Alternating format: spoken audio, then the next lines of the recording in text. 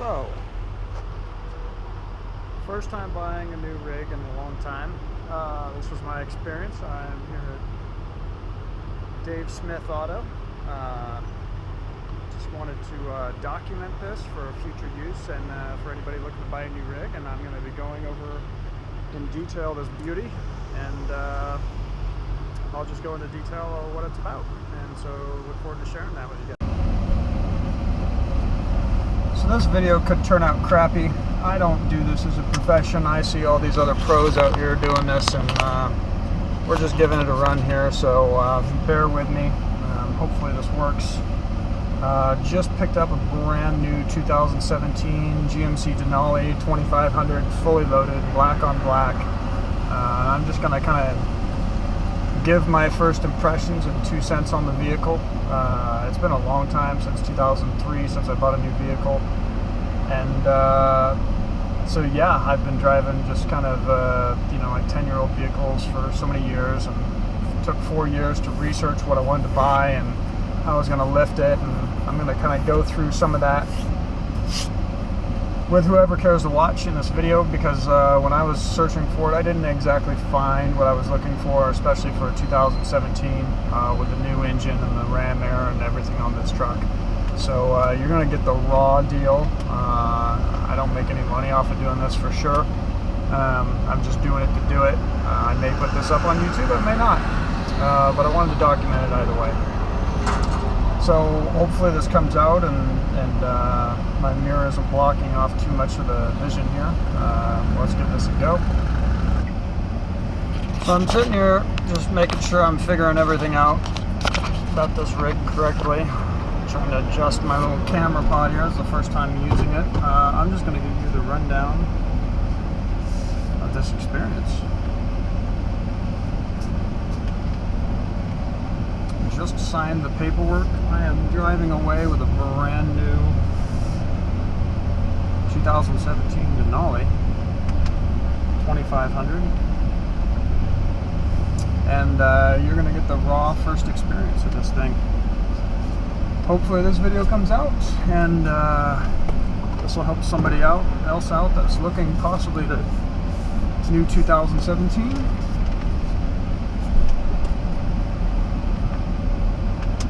I didn't necessarily find any videos online when I was looking for them, so I almost felt it necessary to make this.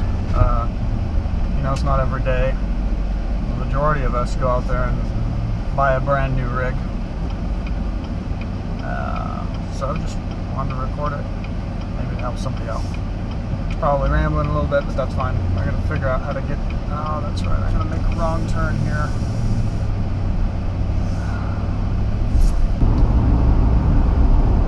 I'm just going to film this just in case, but it might be a little bit bouncy. This road is just crap.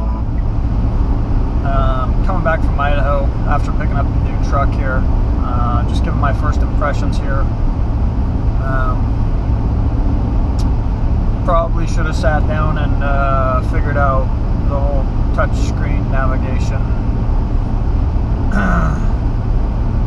Apple Play stuff first. Trying to figure out while you're driving is not a good idea.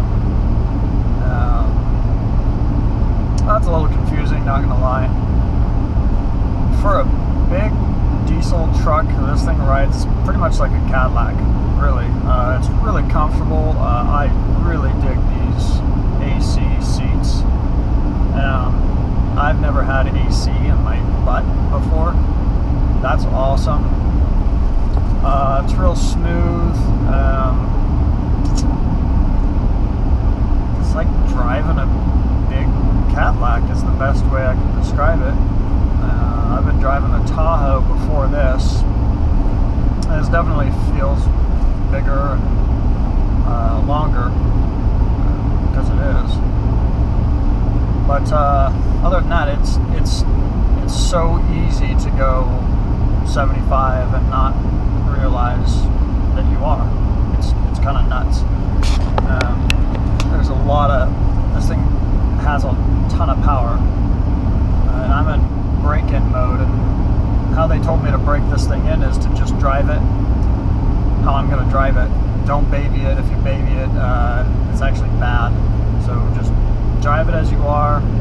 use cruise control for 500 miles. Just let the vehicle adapt to you. So I apologize if this video is shaky. That is the road. This road is bad. But yeah, that's it. The sound system's pretty awesome. Well, compared to anything else I've had. I don't know if I feel the need to dump $5,000 into a sound system for this. It's, you know, if I was younger, I'd probably want a ton of bass and all of that garbage. But I don't. This has quite a bit as it is. It's going to be hard for me to show you through this video or so you can hear it. So it's kind of pointless to do so because it's just going to sound weird. So I'm not going to. But when I get parked, I'll go over more about the truck, give a less shaky video.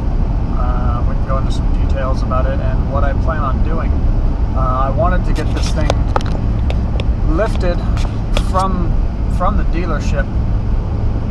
Actually, that's a good thing to talk about. But they wouldn't do the wheel and tire setup that I wanted. To keep within the warranties, you can do a 6-inch lift. I really kind of wanted like a 10 and 38ths, but they won't go. If you go over 6 inches of lift, especially with a new rig, your warranties are gone, and you can wait that out or whatever. But I'd like to keep the 6-year, 75,000 mile warranty I just purchased. So to do that, if I stay within the 6-inch lift, so I can do like a 6.5-inch BDS lift. Which is one of the lift choices I wanted. I wanted either that or Cognito.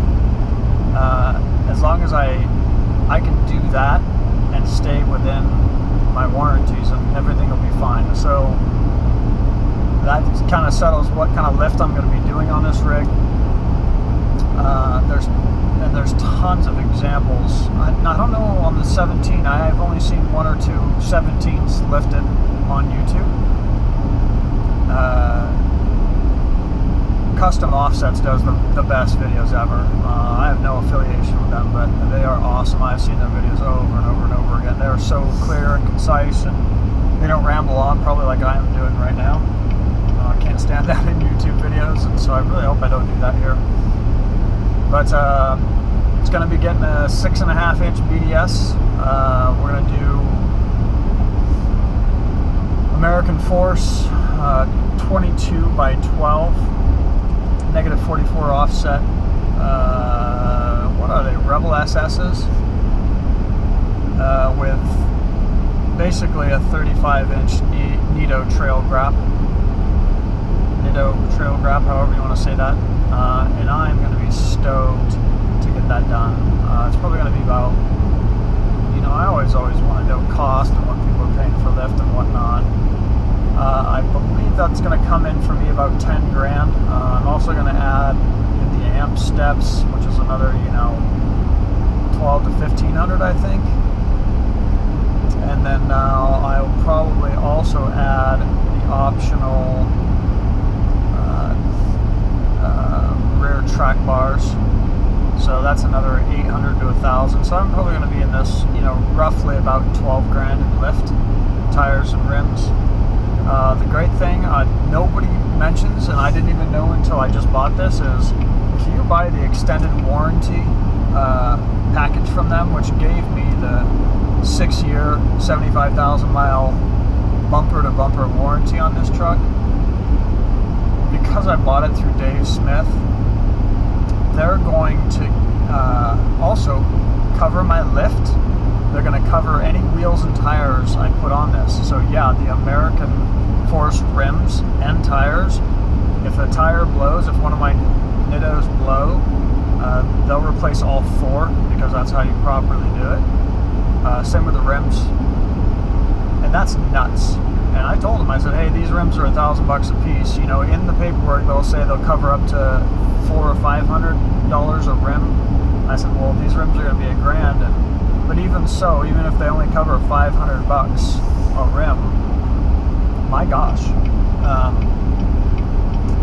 that right there paid for the extended service warranty that I bought. I figured out over 6 years the extended service warranty is costing me $1,800. If I screw up my rims once, or just say the tires, if I screw up the tires once, my fault, and they replace all of them, that right there paid for it. It also covers chipped windshield, dents in the truck, chips in the paint in the truck. I mean, just everything. Towing. There's nothing it doesn't cover. It's nuts. At least nothing to my knowledge. I'm sure there's somebody's going to make a comment or something. Oh, well, it doesn't cover this. Well, okay. You get what I'm saying, though. To me, it's worth the money. I mean, you're spending, somewhere between $65,000 and $75,000 for this truck to begin with anyway. What's an extra, $1,800? Seriously, it's not. If it is, you're probably not looking to buy this truck anyway. But that's that. I'm excited to give a walk around of the truck and give a little bit more in detailed look about it and everything. So I'll kick the camera back on when we get to that point.